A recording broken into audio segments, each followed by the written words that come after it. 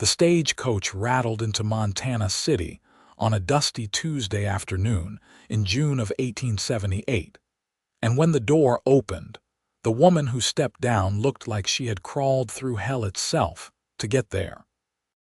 Preston Xavier had been leaning against the post outside the general store, watching the midday traffic roll through town with the practiced eye of a man who had learned to spot trouble before it spotted him. At 32 years old, he had spent the better part of his life working cattle ranches across Montana territory, saving every penny until he could buy his own spread just outside town. The ranch was modest, but it was his, and that meant everything to a man who had grown up with nothing but the clothes on his back and a determination to make something of himself. But when he saw her step down from that coach, every thought of heading back to check on his herd disappeared like smoke in the wind. She was young, maybe 23 or 24, with dark auburn hair that hung in tangled waves around her pale face. Her dress was torn at the shoulder, and even from where he stood, Preston could see the purple and yellow bruises that colored her arms, her neck, the side of her face. She moved like every step hurt, one hand clutched to her ribs as she tried to retrieve a single worn carpet bag from the coach driver. The driver barely looked at her as he tossed the bag down, nearly hitting her with it. She caught it with a wince that made Preston's jaw tighten. No one else on the street seemed to notice her, or if they did, they looked away quickly, not wanting to get involved in whatever story those bruises told. Preston found his feet moving before he made a conscious decision to help. He crossed the dusty street in long strides, his boots kicking up small clouds with each step. She had turned away from the coach and was looking up and down the street with eyes that held equal parts fear and determination, like a cornered animal trying to decide whether to fight or run. "Madam," Preston said, keeping his voice gentle and his hands visible. He had gentled enough skittish horses to know that sudden movements and loud voices would only make things worse. "You look like you could use some help." She jerked at the sound of his voice, spinning to face him with her carpetbag clutched against her chest like a shield. Up close, the damage was worse than he had thought. The bruise on her left cheek was fresh, maybe a day or two old, and there were older marks layered beneath it. Her right eye was bloodshot, and there was a cut on her lower lip that had scabbed over. "I am fine," she said, but her voice shook, and her eyes darted past him as if looking for someone in the crowd. "Thank you. No disrespect, madam, but you do not look fine," Preston said. He took his hat off, holding it in both hands so he would not look threatening. "My name is Preston Xavier. I own a ranch just outside town. I do not know what happened to you, but if you need help, I would be honored to provide it." She stared at him for a long moment, those green eyes searching his face for something. Trust, maybe, or just the absence of cruelty. Whatever she found must have been enough, because some of the tension went out of her shoulders and she lowered the carpetbag slightly. "Eleanor Preston," she said quietly, "and I do not have anywhere to go." The fact that she admitted it told Preston just how desperate she was. Pride made people do foolish things, made them refuse help they needed, but Eleanor Preston looked like pride was a luxury she could no longer afford. "The boarding house here in town is run by Mrs. Chen," Preston said. "She is a good woman, fair and decent. I can take you there if you like, get you settled in a room, or if you would rather, there is a doctor just down the street who should take a look at those injuries." Eleanor flinched at the word injuries, as if saying it out loud made them more real. "I cannot pay for a doctor," she said, "and I have very little money for a room." Preston wanted to ask who had done this to her, wanted to know if the person responsible was going to come looking for her in his town, but those questions could wait. Right now, she needed help, not an interrogation. "Let me worry about that," he said. "Come on." He started walking toward the boarding house, and after a moment's hesitation, Eleanor followed. He kept his pace slow, noticing how she favored her left side and the way she held herself like movement caused pain. The boarding house was only 2 buildings down, a neat 2-story structure with white paint and blue shutters that Mrs. Chen kept meticulously maintained.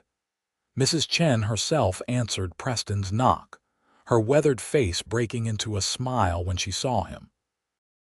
She was a Chinese immigrant who had come to Montana Territory 10 years ago with her husband, and when he died in a mining accident, she had turned their home into a boarding house to survive.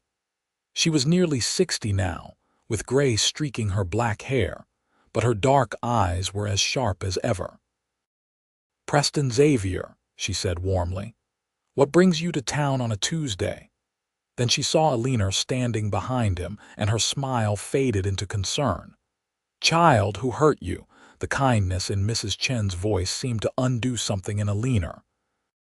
Her eyes filled with tears, and she pressed her hand to her mouth, shaking her head as if she could not trust herself to speak. "She needs a room," Preston said, "and probably a hot meal and a safe place to rest. Can you help?" "Of course," Mrs. Chen said immediately. She stepped aside, gesturing for Eleanor to come in. "Come, come. I have a room on the 2nd floor, quiet with a good lock on the door. You will be safe here." Eleanor looked at Preston, and he saw the question in her eyes. Why was he doing this? What did he want in return? He had seen that look before, in the eyes of animals that had been kicked too many times. "I will come by tomorrow to check on you," Preston said. "If that is all right with you, madam, just to make sure you have everything you need." "I do not understand why you are helping me," Eleanor said, her voice barely above a whisper. "You do not know me." "Because someone should," Preston said simply, "and because I can." He settled the bill with Mrs. Chen for 2 weeks of room and board, ignoring Eleanor's protests. It took a decent chunk out of the money he had been saving to buy more cattle, but when he saw the relief that flooded Eleanor's face, he knew it was worth every penny. As he walked back to where he had left his horse tied outside the general store, Preston found himself thinking about those bruises, about the fear in her eyes, about the way she had looked at him like kindness was something foreign and dangerous. Someone had hurt her badly, and recently. Someone might even be looking for her. He swung into the saddle and turned his horse toward home, but his mind was already working through possibilities. Montana City was a decent-sized town, big enough to get lost in but small enough that strangers were noticed. If someone came looking for Eleanor Preston, people would talk. And if they talked, Preston would hear about it. The ride back to his ranch took 40 minutes, and by the time he saw his small house and the barn beyond it, Preston had made a decision. He was going to make sure Eleanor was safe, no matter what that took. He did not know why he felt so strongly about it, why the sight of her bruised face had hit him like a punch to the gut, but he had learned to trust his instincts over the years. They had kept him alive this long. His ranch hand, a 19-year-old kid named Thomas who was better with horses than any person Preston had ever met, was in the corral working with a young mare when Preston rode up. Thomas waved, then went back to his work, giving Preston the space to think. Preston took care of his horse and then headed into the house. It was small, just 3 rooms, but it was solid and well built, with a fireplace for winter and windows that caught the summer breeze. He had built most of it himself, with Thomas's help and some assistance from neighbors during the barn raising. He made himself coffee and sat at his kitchen table, staring out the window at the land he had worked so hard to claim. Somewhere out there, Eleanor Preston was sitting in a boarding house room, probably crying, probably terrified, probably wondering if she had made the right choice in coming to Montana City. Preston made himself a promise right then. He would make sure she never regretted it. The next morning dawned clear and warm, promising another hot June day. Preston finished his chores early, left Thomas with instructions for the day, and rode back into town. He stopped at the general store and bought a few things he thought Eleanor might need. A new dress, some basic supplies, a warm shawl for the cool Montana evenings. The store owner, Mr. Patterson, gave him curious looks but kept his questions to himself. When Preston knocked on the door of the boarding house, Mrs. Chen answered with a knowing smile. "She is in the dining room having breakfast," she said, "or trying to. I do not think she ate much." "How is she?" Preston asked. "Scared," Mrs. Chen said bluntly. "She woke up 3 times in the night, screaming. I heard her through the walls. Whatever happened to her, it was bad." Preston's jaw tightened, but he just nodded and followed Mrs. Chen to the dining room. Eleanor was sitting at the table alone, a plate of eggs and toast in front of her that looked mostly untouched. She had washed and braided her hair, and she was wearing the same torn dress from yesterday. When she saw Preston, she stood up quickly, wincing at the movement. "Please sit," Preston said, setting his bundle on the table. "I brought you some things. I hope I got the sizes right." Eleanor looked at the bundle like it might bite her. "You bought me clothes and a few other things," Preston said. "You needed them." "I cannot accept this," Eleanor said, but her hands were already reaching for the bundle, betraying her words. "I have no way to pay you back." "I am not asking you to," Preston said. He pulled out a chair and sat down, trying to look relaxed and non-threatening. "I just wanted to help." Eleanor sat back down slowly, her fingers tracing the fabric of the new dress. It was simple, a dark blue cotton that would be practical and durable, but it was new and whole, without rips or stains. Preston saw tears fill her eyes again. "No one has been this kind to me in a very long time," she said quietly. Preston wanted to ask about that, wanted to know her story, but he forced himself to be patient. "Mrs. Chen said you might need to see a doctor about those ribs. I can take you if you are willing." Eleanor shook her head quickly. "No doctors, they ask too many questions. Questions about who hurt you." She looked up at him then, and Preston saw the terror in her eyes. "He will find me," she whispered. "He always finds me. I thought I could get far enough away, but he will come looking." "Who?" Preston asked gently. Eleanor swallowed hard. "My husband. His name is Marcus Brennan. He runs a saloon in Denver. I was his wife for 3 years, and for 3 years he hurt me. I tried to leave before, but he always found me. This time, I took all the money I could find and bought a ticket on the first stagecoach heading north. I did not even know where I was going until I got here. Denver.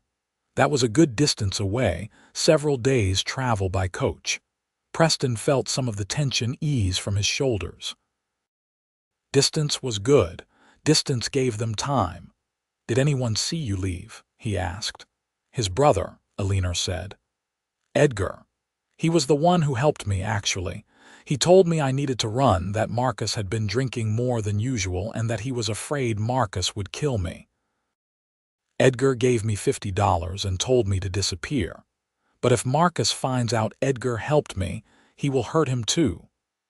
Preston digested this information, his mind already working through the implications. A saloon owner in Denver with enough money and connections to track down a runaway wife. That was trouble, but it was trouble that would take time to arrive, if it arrived at all. "How bad are your injuries?" he asked. Eleanor looked down at her plate. "Broken ribs, I think.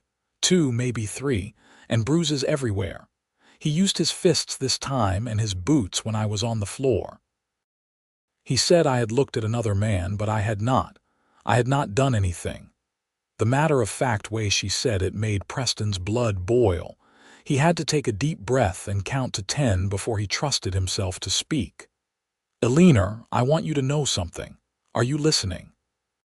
She looked up at him, those green eyes so full of fear and pain that it hurt to look at them. "No one will hurt you again," Preston said, and he meant every word with every fiber of his being. Not while I am here. Not while I am breathing. Marcus Brennan can come looking if he wants, but he will not touch you. Do you understand me? Eleanor stared at him, and a tear rolled down her cheek. Why? She asked. Why do you care what happens to me? Preston did not have a good answer for that. He barely knew this woman. He had no reason to get involved in her troubles, no reason to put himself between her and a violent husband. But something in him had shifted the moment he saw her step off that stagecoach, something fundamental and unshakable. Because someone should, he said finally. And because looking at you hurts my heart in a way I cannot quite explain. I know we just met. I know you have no reason to trust me, but I am asking you to try. Let me help you. Let me keep you safe. Eleanor wiped at her tears with the back of her hand. I am so tired of being afraid, she whispered. I am so tired of hurting. Then let me help, Preston said again. They sat in silence for a moment, and then Eleanor nodded slowly. All right, she said. All right. Over the next few days, Preston found excuses to come into town. He needed supplies from the general store. He needed to check on the shipment of feed he had ordered. He needed to talk to the blacksmith about some work on his wagon. But everyone in Montana City knew the truth. Preston Xavier was courting the new woman staying at Mrs. Chen's boarding house. Eleanor slowly began to heal, both physically and emotionally. The bruises faded from purple to yellow to green and then finally disappeared. She moved with less pain. She smiled more often, and she started to trust Preston in small, careful increments. He never pushed her for more than she was ready to give. He did not try to touch her beyond offering his arm when they walked. He did not ask invasive questions. He just showed up, day after day, steady and reliable as the sunrise, proving through his actions that he meant what he said. They would walk through town together, Preston pointing out the various shops and introducing Eleanor to the people who lived there. Montana City was a good town, full of decent folks trying to make their way in the harsh Montana territory. There was the general store run by Mr. Patterson and his wife. The blacksmith, a giant of a man named Joseph who could bend iron with his bare hands but had the gentlest touch with injured animals. The seamstress, a widow named Mrs. Fuller who had buried 3 husbands and still believed in love.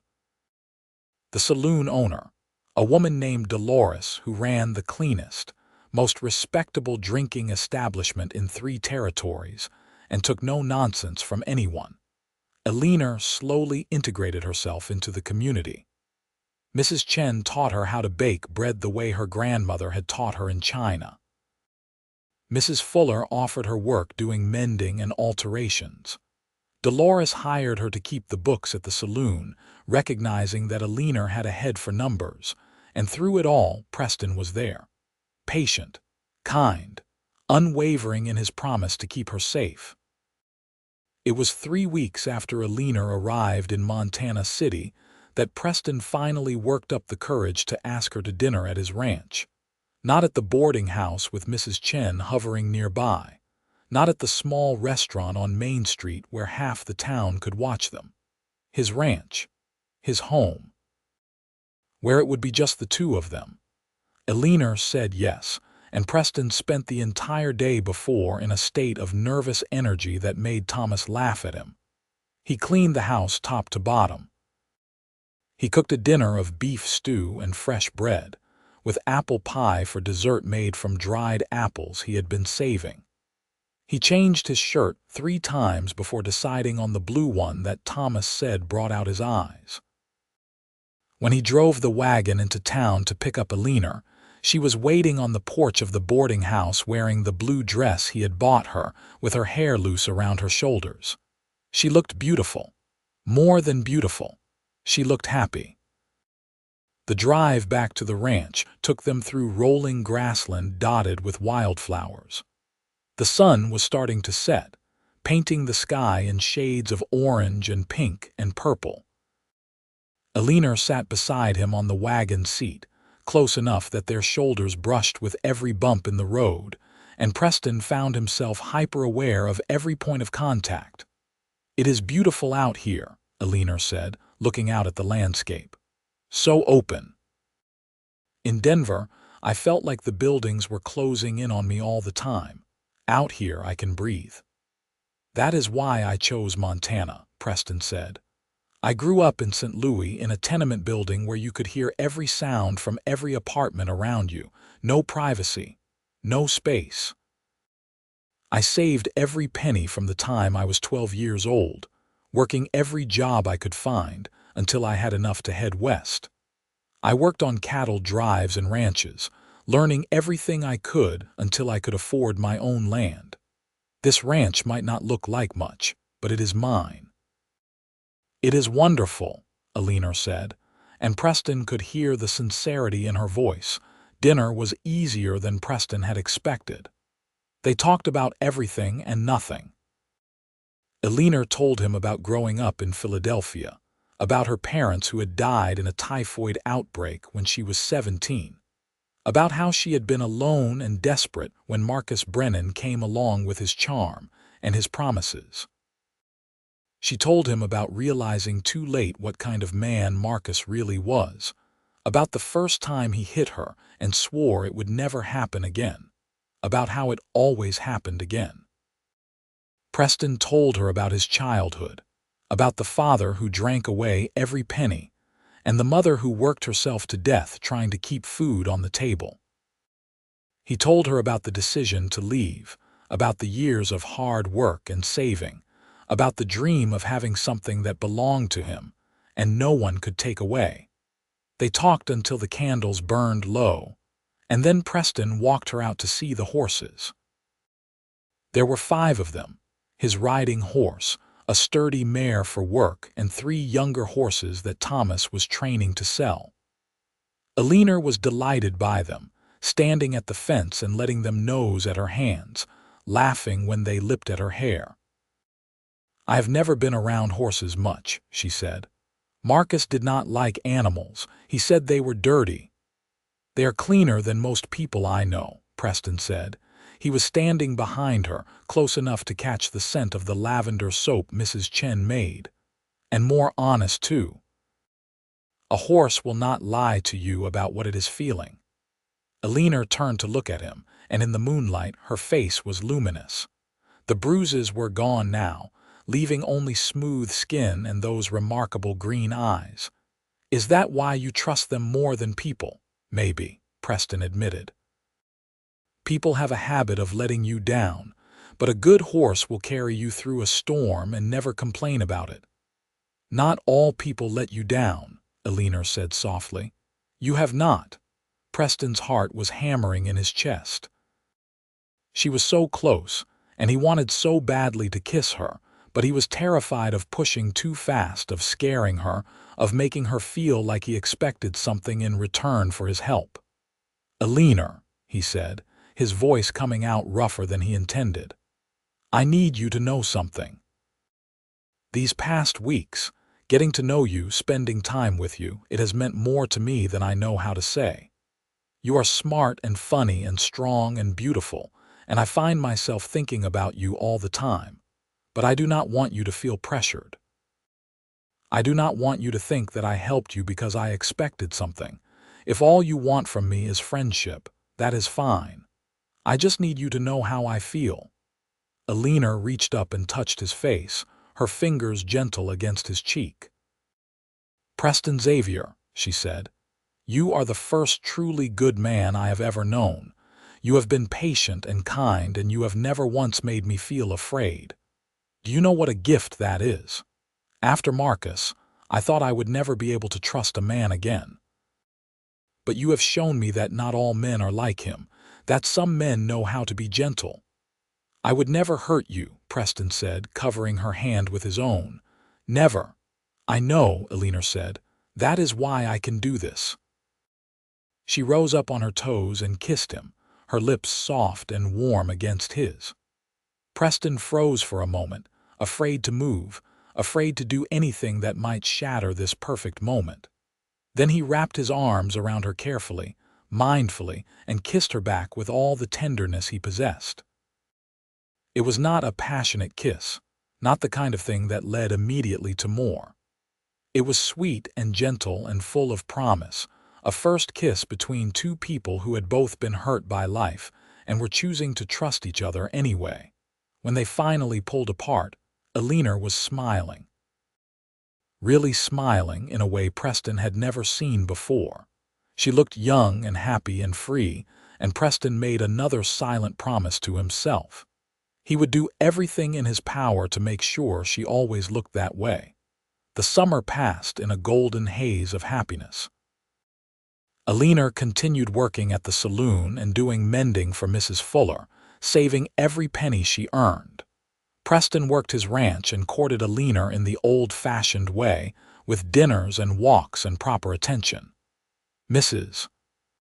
Chen chaperoned more often than not, though she was far from subtle about her approval of the match. Montana City had accepted Eleanor as one of their own, and if anyone asked questions about where she came from or why she had arrived covered in bruises, they kept those questions to themselves. The town had seen enough tragedy and trouble to know when to mind their own business. In late August, Preston asked Eleanor to marry him. He did it simply, without fanfare, on a Sunday afternoon when they were sitting by the creek that ran through his property. He did not have a ring, but he had a promise, and he spoke it clearly.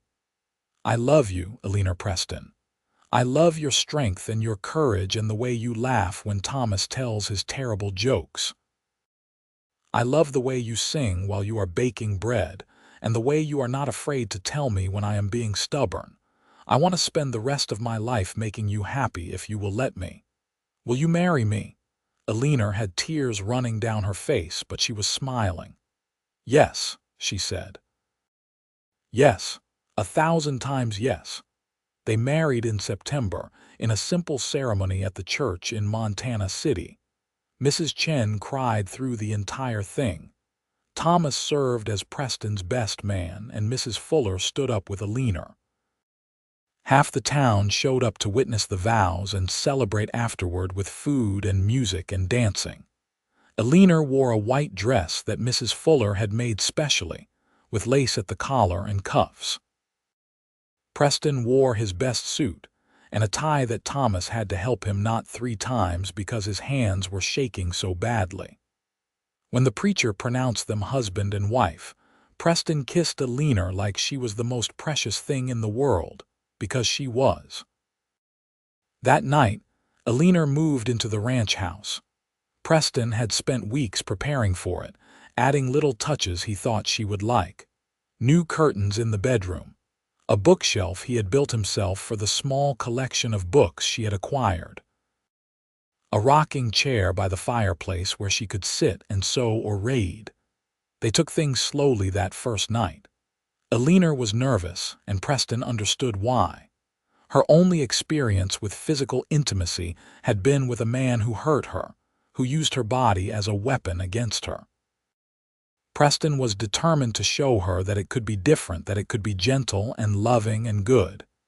He kissed her softly, his hands tender as they traced the lines of her face, her neck, her shoulders. He told her she was beautiful.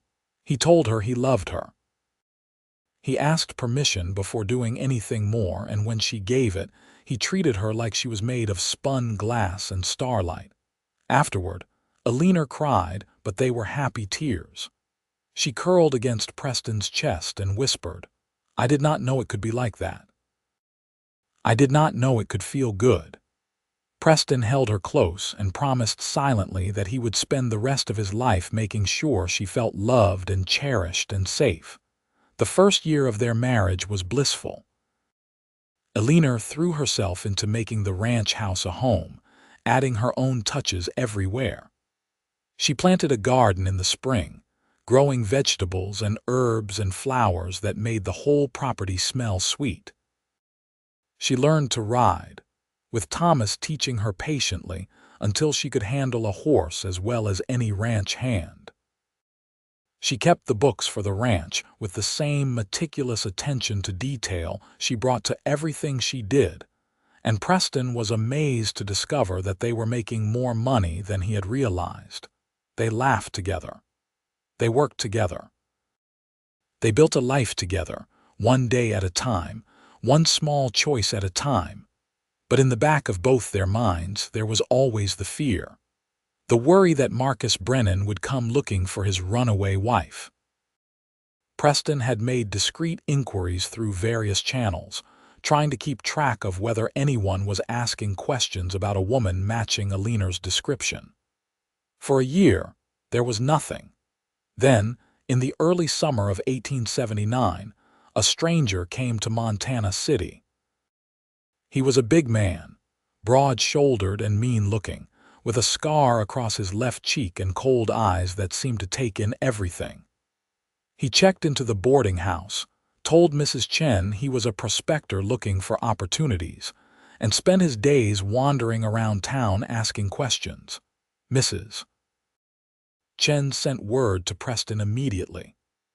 "There is a man asking about Eleanor," she said when Preston came into town. "He has not said her name, but he described her. Auburn hair, green eyes, about this tall. He said he was looking for his cousin who might have come through here. I did not tell him anything, but he is asking at every shop in town." Preston felt ice form in his stomach. "Does Eleanor know?" "Not yet. She is at the saloon doing the books." Preston found her there, working in the back office with numbers spread out in front of her. She looked up when he came in, her face lighting up the way it always did when she saw him. Then she saw his expression and her smile faded. "What is wrong?" she asked. Preston told her, watching as the color drained from her face. "We do not know for sure it is about you," he said. "It could be a coincidence."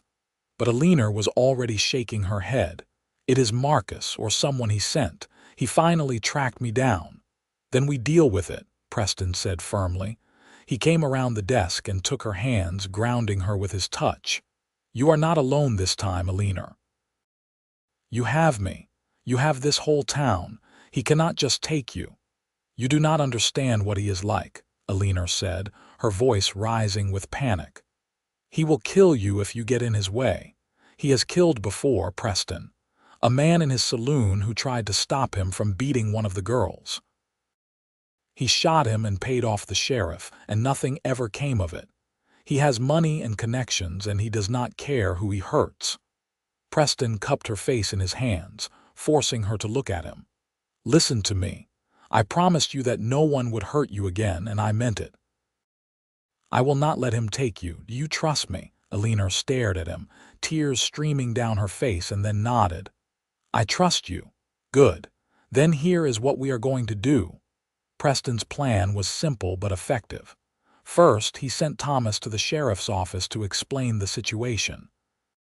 Sheriff Morrison was a fair man who believed in the law, and when he heard about a woman fleeing an abusive husband and a stranger asking suspicious questions, he was willing to help. Montana Territory had its share of violence and trouble, but they did not take kindly to men who beat their wives. Second, Preston made sure that Eleanor was never alone. If she was not at the ranch with him, she was with Mrs. Chen or Mrs. Fuller or Dolores. The women of Montana City formed a protective circle around her, one that would be difficult for any stranger to penetrate. Third, Preston went to confront the stranger himself. He found the man at the saloon, sitting at a corner table with a whiskey in front of him. Up close, he looked even meaner, with knuckles that were scarred from fighting and a gun on his hip that had clearly seen use. Preston walked up to his table and sat down without invitation. "I hear you are looking for someone," Preston said. The man looked at him with eyes like chips of flint. "Might be. Who is asking?" "My name is Preston Xavier.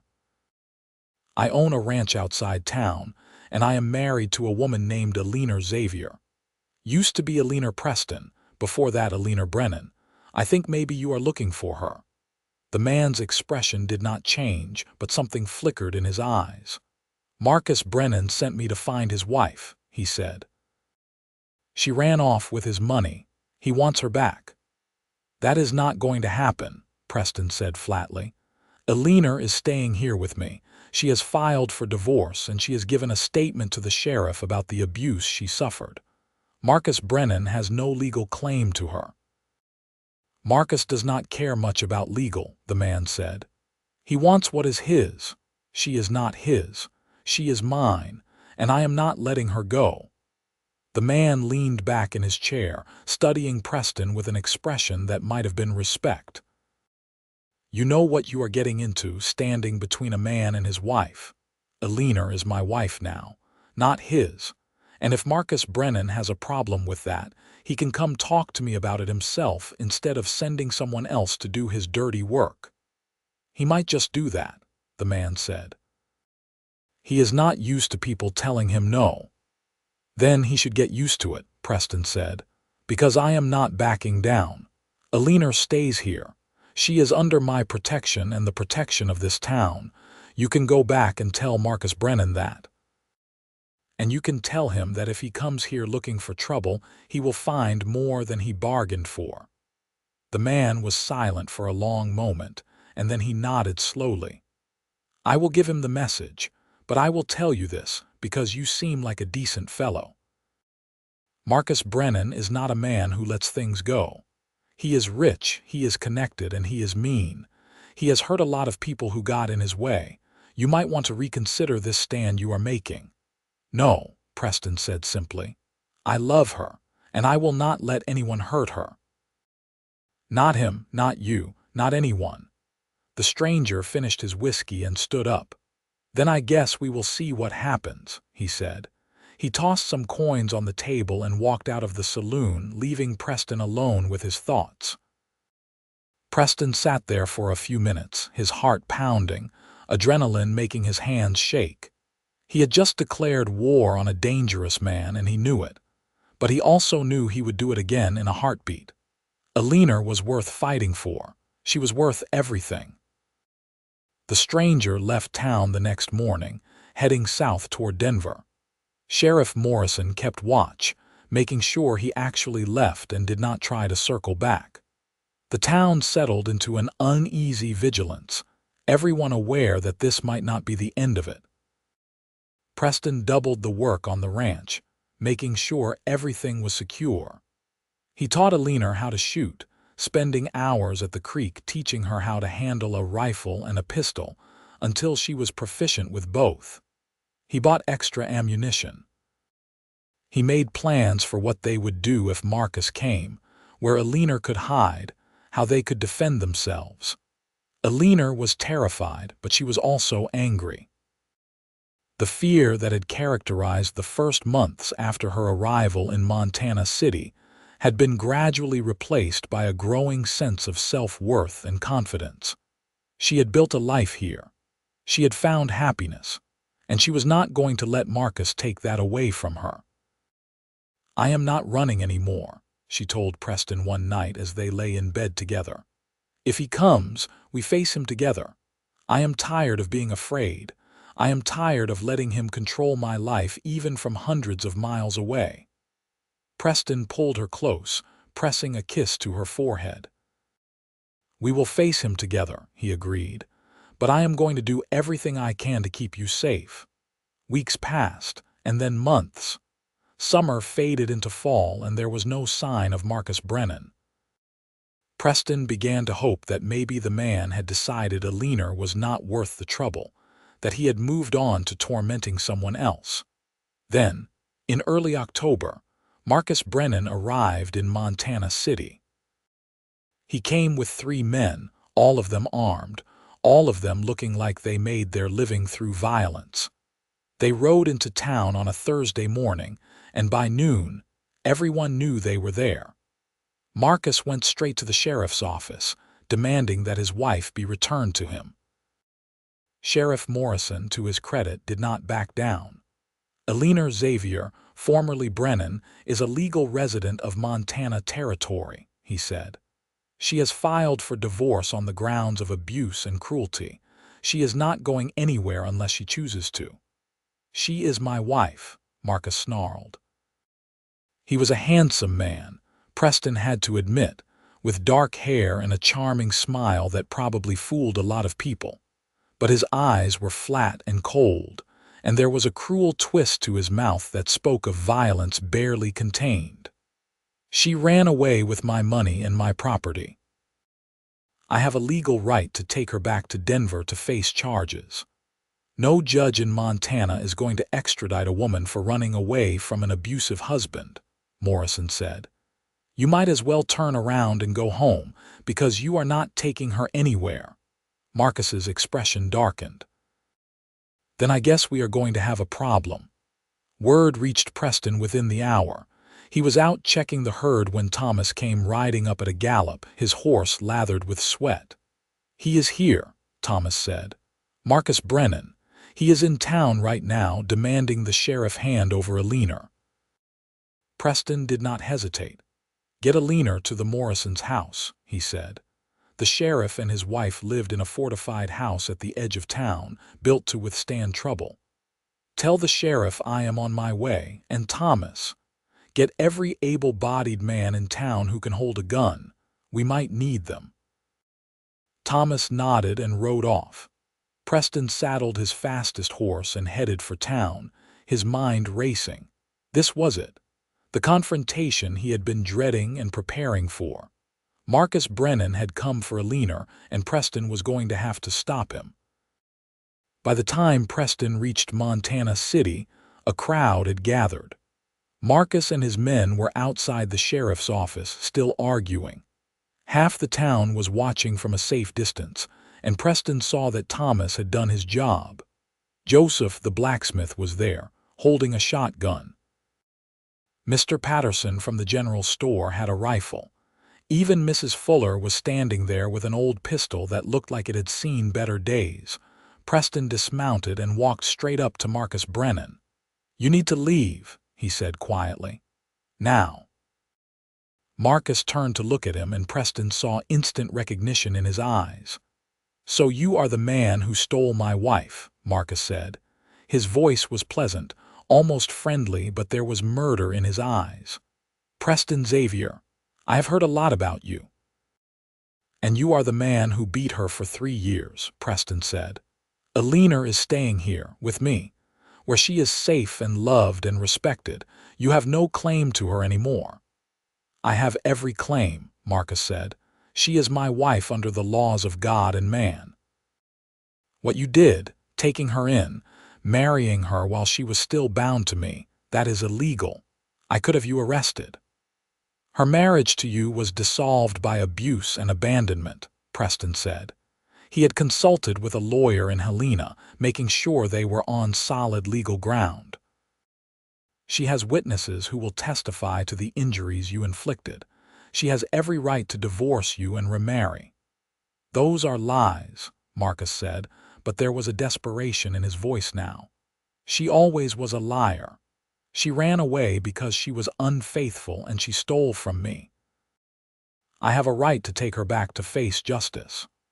"The only justice she is interested in is being free from you," Preston said. Marcus's pleasant mask slipped, revealing the ugliness beneath. "You think you can keep her from me?" he snarled. "You think this backwater town can stand against me? I have money, I have lawyers, I have men who will do whatever I tell them. You are nothing but a dirt farmer playing at being a hero." "Maybe," Preston said, "but I am a dirt farmer who loves her, and I will die before I let you take her." "That can be arranged," Marcus said, and his hand dropped to his gun. Preston had been expecting it, but he was still almost too slow. Marcus was fast, faster than Preston would have guessed, and his gun was halfway out of its holster before Preston got his own clear. For a frozen moment they stood there, guns pointed at each other, and Preston knew with absolute certainty that one of them was not walking away from this. Then Sheriff Morrison's voice cut through the tension. "Put the guns down, both of you, now." Morrison had his own gun out, pointed at Marcus. Behind him, Deputy Hayes had appeared with a rifle. Around them, The townspeople had spread out, creating a semicircle of armed citizens, all with weapons pointed at Marcus and his men. Marcus looked around, calculating odds, and his expression turned from rage to something darker. "This is not over," he said to Preston. "Not by a long shot." "Yes, it is," Preston said. "Go back to Denver, Marcus. Forget about Eleanor. Move on with your life and let her live hers." "Never," Marcus said. "She is mine. She will always be mine." "She is mine now," Preston said. "My wife. My partner. My love. And you will have to kill me to get to her." They stood there in the dusty street, two men facing off over a woman who deserved so much better than either of them, fighting like dogs over a bone. Except Preston was not fighting for possession. He was fighting for Eleanor's right to choose her own life, to be free, to be safe. Marcus must have seen something in Preston's eyes, because he slowly holstered his gun. "I am staying at the boarding house," he said. "I am not leaving this town without my wife. And if I have to wait you out, I will. Sooner or later you will slip up, and when you do, I will be there." He turned and walked away, his men following. Preston watched him go, his heart still hammering, his hands still shaking with adrenaline. That had been too close. Way too close. Sheriff Morrison came up beside him. "That was foolish," he said quietly. "Drawing on him like that, he is faster than you." "I know," Preston said. "But what else could I do?" "Nothing," Morrison admitted. "But we have a problem now. He is not leaving. And I cannot legally make him leave, not unless he breaks the law. Montana City is a public town. He has as much right to be here as anyone. Then we make sure Eleanor is protected every moment of every day until he gives up and goes home," Preston said. "That could be a long time." "Then it is a long time," Preston said. "I am not backing down." The next few weeks were some of the most stressful of Preston's life. Marcus stayed in town, making his presence known. He would stand outside the boarding house and watch. He would sit in the saloon and drink and talk loudly about his unfaithful wife and the man who stole her. He would walk past the ranch, just visible in the distance, like a predator circling his prey. But he never approached Eleanor directly. He never broke any laws. He just waited, a constant threatening presence, wearing them down with the sheer weight of his existence. Eleanor refused to be cowed. She continued working at the saloon and taking in mending. She went to church on Sundays. She visited with Mrs. Chen and Mrs. Fuller and Dolores. She lived her life with her head held high, refusing to give Marcus the satisfaction of seeing her afraid. But Preston could see the toll it was taking. The shadows under her eyes, the way she would startle at sudden noises. The nightmares that woke her in the middle of the night, gasping and crying. "We cannot live like this forever," Eleanor said one night, curled against Preston's chest. "This constant fear, it is not sustainable." "I know," Preston said, "but I do not know what else to do. He is not breaking any laws. I cannot just shoot him in the street." "Maybe we should leave," Eleanor said quietly. "Go somewhere else. Start over again." "No," Preston said firmly. "Running did not work last time. It will not work now. He would just follow you again. We have to make a stand here where we have friends and support and the law on our side." "Then what do we do?" Preston did not have an answer. The answer came from an unexpected source. Edgar Brennan, Marcus's brother, arrived in Montana City 3 days later. He was younger than Marcus, maybe 30 years old, with a kinder face and eyes that held genuine concern. He came to the ranch directly, alone and unarmed, and asked to speak with Eleanor. Preston was reluctant, but Eleanor agreed, and they sat in the kitchen with coffee while Edgar explained why he had come. "Marcus is getting worse," Edgar said. "He has been drinking even more since Eleanor left, and his temper has become uncontrollable. He beat one of the saloon girls so badly last week that she almost died." I paid for her doctor bills and gave her money to leave town, and Marcus did not even care. He is obsessed with getting Eleanor back, not because he loves her, but because he cannot stand the idea that she got away from him. "Then why are you here?" Eleanor asked. Her voice was steady, but Preston could see her hands trembling in her lap. "Because I want to help," Edgar said. "I have proof of what Marcus has done. Documents showing his payments to the Denver sheriff to cover up his crimes. Testimony from the saloon girls and other people he has hurt. Medical records. If you take this to a judge, you can get a legal divorce and possibly even have Marcus charged with assault and battery." "Why would you betray your own brother?" Preston asked. Edgar looked at him with tired eyes. "Because he is not a good man. Because I have watched him destroy lives for years and done nothing, and I am tired of being complicit. Because Eleanor deserves better. She always did." He pulled out a thick envelope and set it on the table. "Everything you need is in here. I have also written a statement swearing to Eleanor's character and describing the abuse I witnessed. Take it to a judge in Helena. Get your divorce finalized. End this." "Marcus will know you helped us," Eleanor said. "He will hurt you." "Probably," Edgar said, "but that is my choice to make. I have stood by and let him hurt too many people. I will not do it anymore." After Edgar left, Preston and Eleanor looked through the documents he had left. There was more than enough evidence to secure a divorce and possibly even see Marcus prosecuted for his crimes. It was everything they needed. "We leave for Helena in the morning," Preston said. "We take this to a judge, we get the legal documentation we need, and we end this once and for all." Eleanor nodded, hope and fear warring in her expression. What if it does not work? What if Marcus finds a way around it? "Then we keep fighting," Preston said. "But Eleanor, I believe this is going to work. Edgar would not have taken this risk if he did not think it would make a difference." They left for Helena at dawn the next morning, taking a wagon and bringing along Deputy Hayes for protection. The trip took 2 days, and every mile Preston kept expecting Marcus to appear to try to stop them. But the road stayed clear, and they reached Helena without incident. The judge they spoke to, a stern woman named Judge Patricia Winters, listened to their story with a face that showed no emotion. Then she read through Edgar's documents, taking her time, making notes. When she finally looked up, Preston saw anger in her eyes. "This is reprehensible," she said.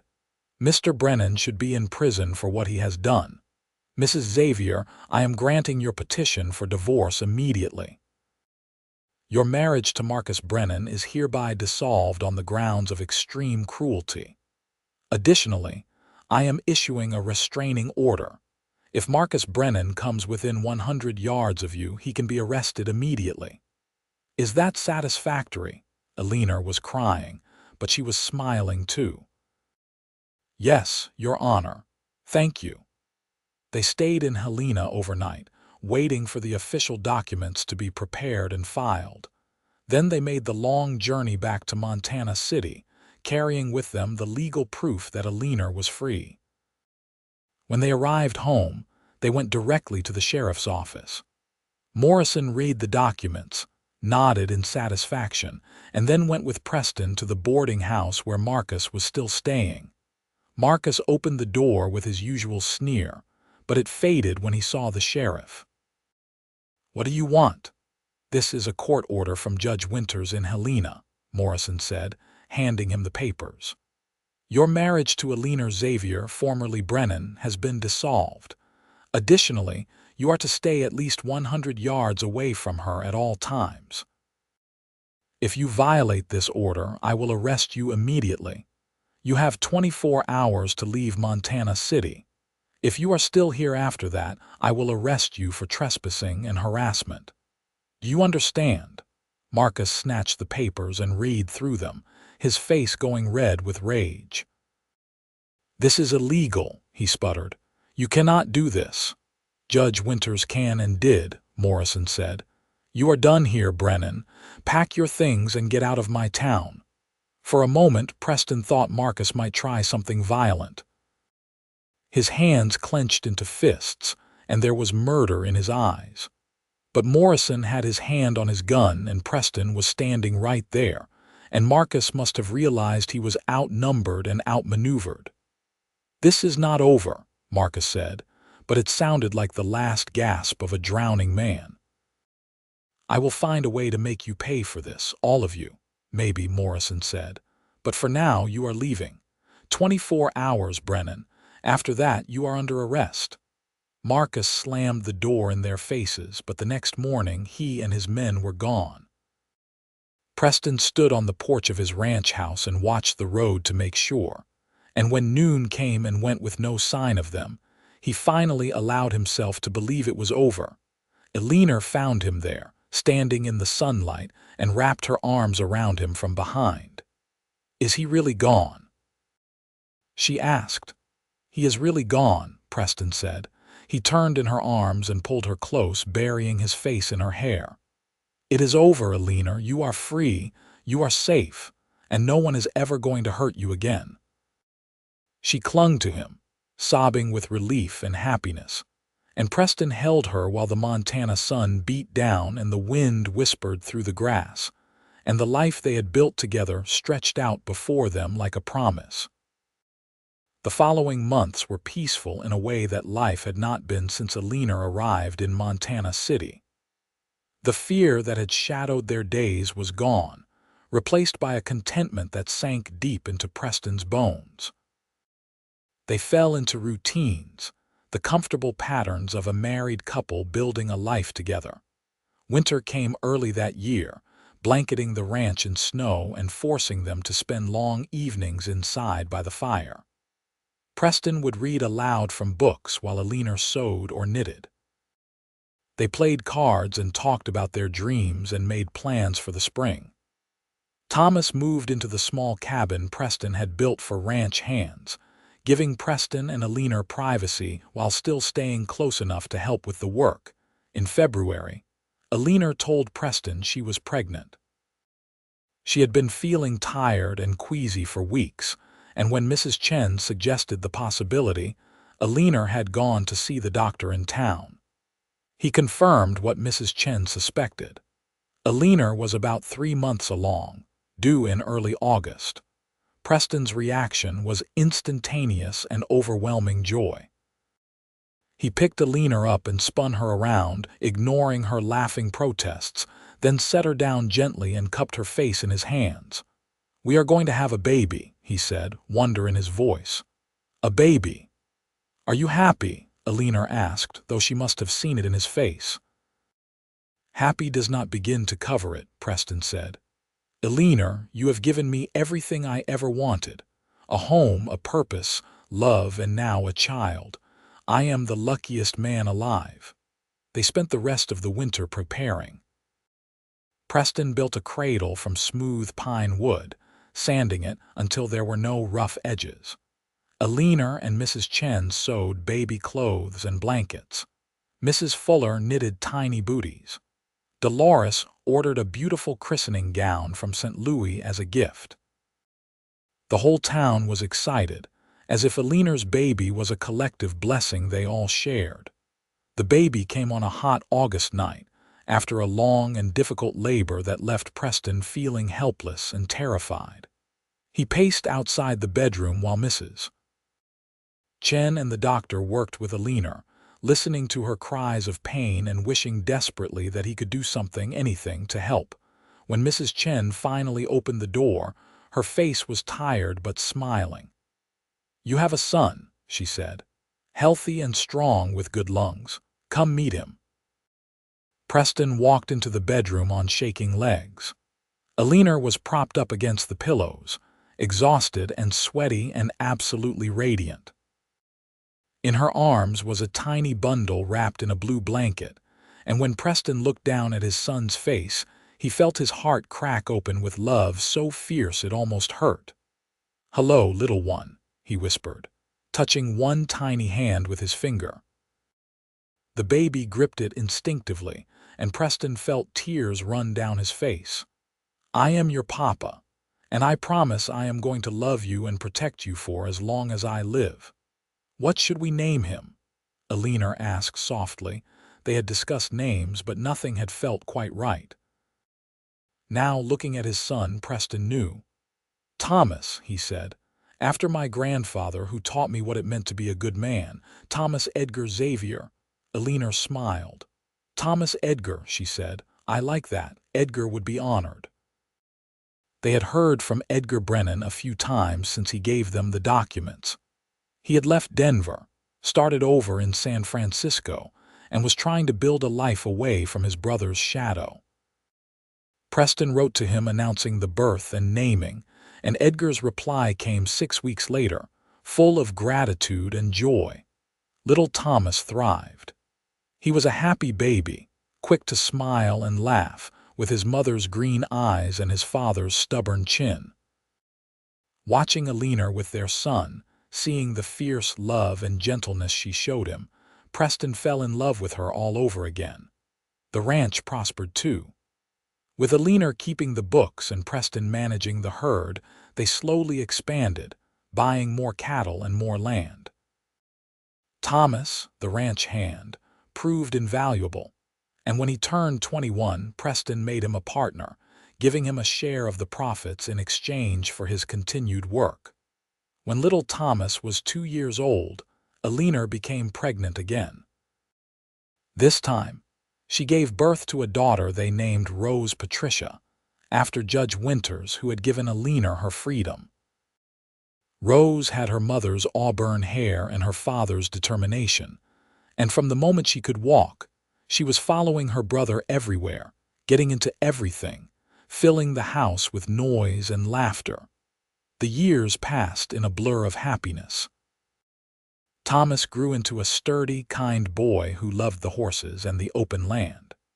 Rose was wild and fearless, always climbing trees and catching frogs and challenging her brother to races she usually lost.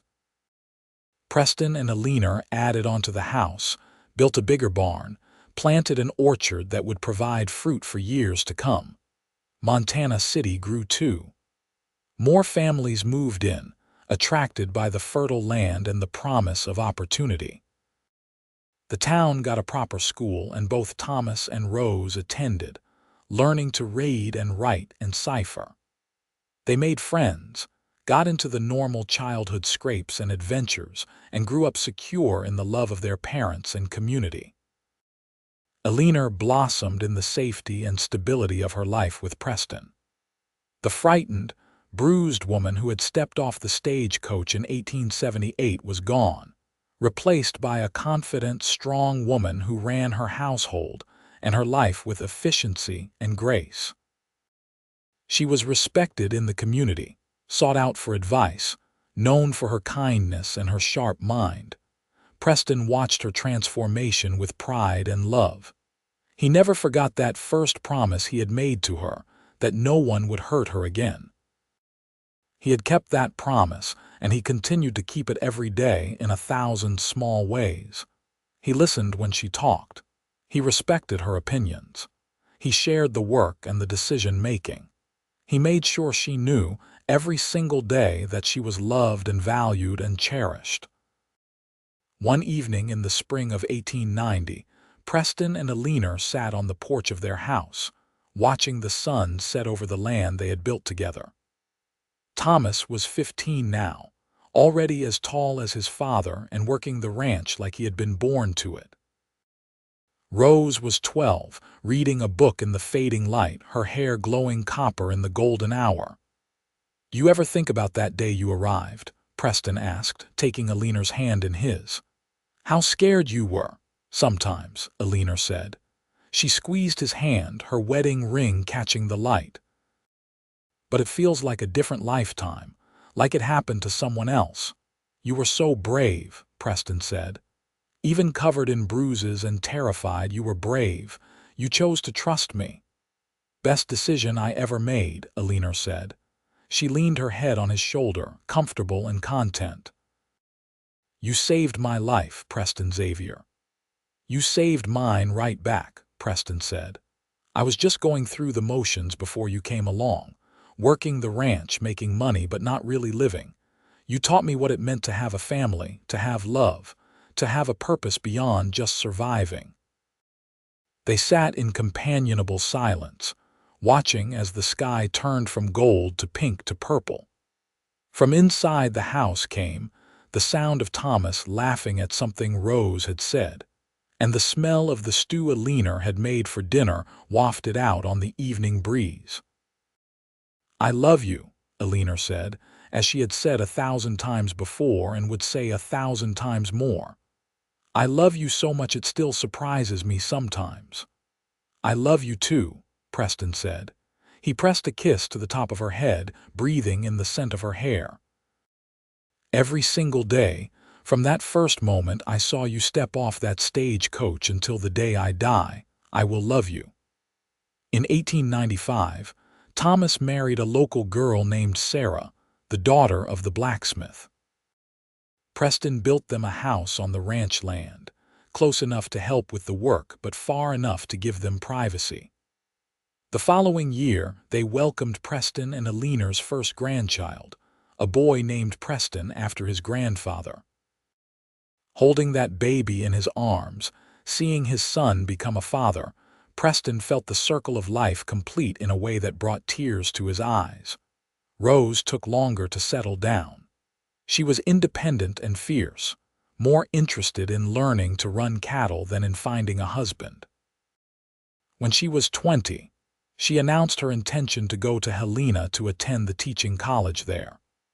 Preston worried, but Eleanor encouraged her, and they sent Rose off with their blessing and enough money to see her through. Rose came home 2 years later with a teaching certificate, and a young lawyer named Daniel, who looked at her like she hung the moon. They married in a ceremony at the Montana City Church, with half the territory in attendance, and settled in town where Rose taught at the school and Daniel practiced law. More grandchildren came, filling the ranch and the town with the sound of young voices. Preston and Eleanor grew older gracefully, their hair turning gray, their faces lining with age and laughter. But their love never dimmed. If anything, it grew stronger with each passing year, a foundation that had weathered every storm and emerged unbreakable. On their 20th wedding anniversary, Preston took Eleanor back to the spot by the creek where he had proposed all those years ago. They were both in their 50s now, their bodies showing the wear of hard work and time, but when Preston looked at Eleanor, he still saw the brave, beautiful woman who had trusted him with her broken heart. 20 years, Eleanor said, shaking her head in wonder. "Sometimes it feels like a lifetime, and sometimes it feels like yesterday." "Best 20 years of my life," Preston said. He pulled out a small box from his pocket and handed it to her. "I know I did not have a ring when I first proposed. I wanted to fix that." Eleanor opened the box with trembling hands. Inside was a simple gold band with a single small diamond, nothing fancy or ostentatious, but beautiful in its simplicity. She burst into tears and threw her arms around Preston's neck. "It is perfect," she said. "You are perfect." "Far from it," Preston said, "but I try my best for you." He slipped the ring onto her finger and they stood there by the creek, holding each other as they had held each other through joy and fear, through struggle and triumph, through all the moments that made up a life well lived. The town of Montana City continued to grow and change. The Wild West of their youth gave way to a more civilized era, with electricity coming to the town in 1899 and the first automobiles appearing in 1902. Preston and Eleanor adapted, as they always had, embracing progress while holding on to the values that had sustained them.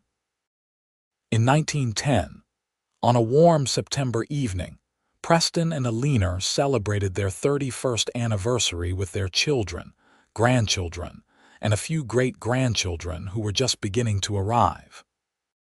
The ranch house was full of noise and laughter. 3 generations of Xaviers gathered together to celebrate. As the evening wound down and the younger children were put to bed, Preston and Eleanor slipped away to the porch, seeking a moment of quiet.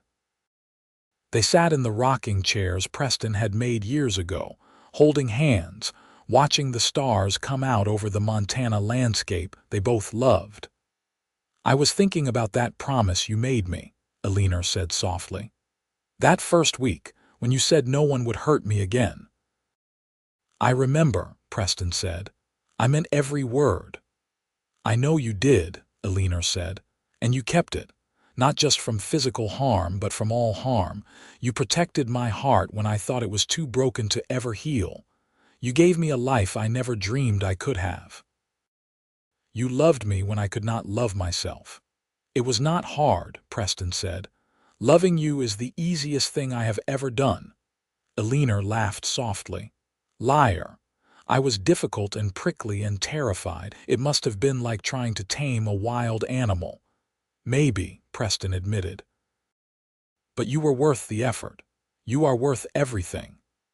They sat in silence for a while, comfortable and content in the way that only comes from decades of partnership. Inside the house, they could hear Thomas telling a story to his grandchildren, his voice animated and warm. They could hear Rose laughing with her daughter.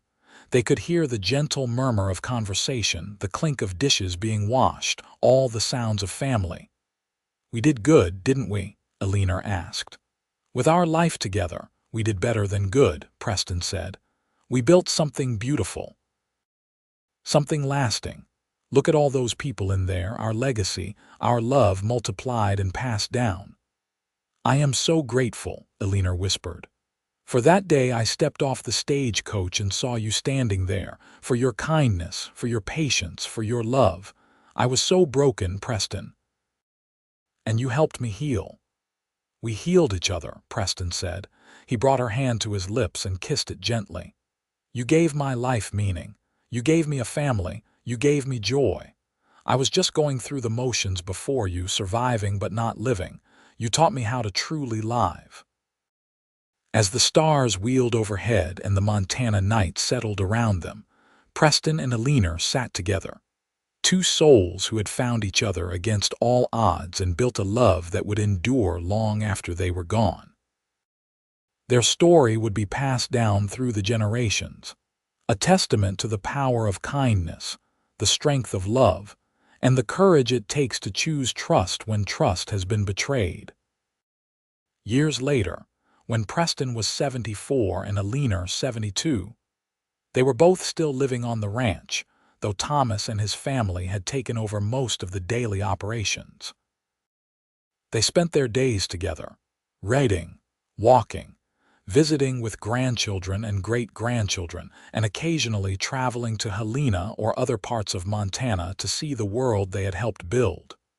One spring morning, in 1918, Preston woke to find Eleanor still sleeping peacefully beside him. The sun was streaming through the window, illuminating her face, and he took a moment to just look at her. Her hair was completely white now, her face lined with age, but to Preston, she was as beautiful as the day he first saw her. Eleanor opened her eyes and caught him staring. "What are you looking at?" she asked, her voice rough with sleep. "The love of my life," Preston said simply. "My wife, my partner, my everything." Eleanor smiled, that same radiant smile that still had the power to make his heart skip a beat. "Sweet talker," she said. "After 40 years of marriage and you still know how to make me blush." "I hope I never stop," Preston said. He leaned over and kissed her gently. "I love you, Eleanor Xavier. I will love you until the day I die and beyond." "And I love you," Eleanor said. "Thank you for saving me." "Thank you for letting me," Preston replied. They rose and dressed and went about their day, doing all the ordinary things that made up a life. But there was nothing ordinary about the love they shared, nothing common about what they had built together. From the ashes of Eleanor's broken past, they had created something beautiful and enduring. Preston and Eleanor Xavier lived well into their 80s, blessed with good health and surrounded by the family they had created. When Preston finally passed away in 1925 at the age of 89, it was peacefully in his sleep, with Eleanor's hand in his. She followed him 6 months later, unable or unwilling to live without the man who had been her safe harbor for nearly 50 years. They were buried side by side in the Montana City Cemetery, under a shared headstone that reads simply, Preston and Eleanor Xavier, beloved husband and wife, parents and grandparents, their love endured. And it did endure in the children and grandchildren and great-grandchildren who carried their genes and their values forward, in the ranch that still bore the Xavier name, in the stories that were told and retold of a cowboy who saw a woman in need and promised she would never be hurt again, and a woman who was brave enough to trust that promise. The Xavier Ranch continued to operate for generations, a testament to the foundation Preston and Eleanor had built. Their descendants spread across Montana and beyond, but they always came back to the ranch, back to the land where their family story began. And they always told the story of how it all started, on that dusty June day in 1878, when Eleanor Preston stepped off a stagecoach covered in bruises and fear, and found salvation in the kind eyes of a cowboy named Preston Xavier. It was a love story for the ages, born in hardship and violence but transformed into something beautiful through patience, kindness, and unwavering commitment. It was proof that broken things could be mended, that trust could be rebuilt, that love could overcome even the darkest past. And in the end, that was the legacy Preston and Eleanor left behind. Not just land or money or descendants, but the knowledge that love, real love, the kind that protects and cherishes and endures, was worth fighting for. That kindness mattered. That promises kept could change lives. That sometimes the right person showing up at the right moment could make all the difference in the world. Their story became legend in Montana City, told and retold until the details blurred into myth. But the heart of it remained true.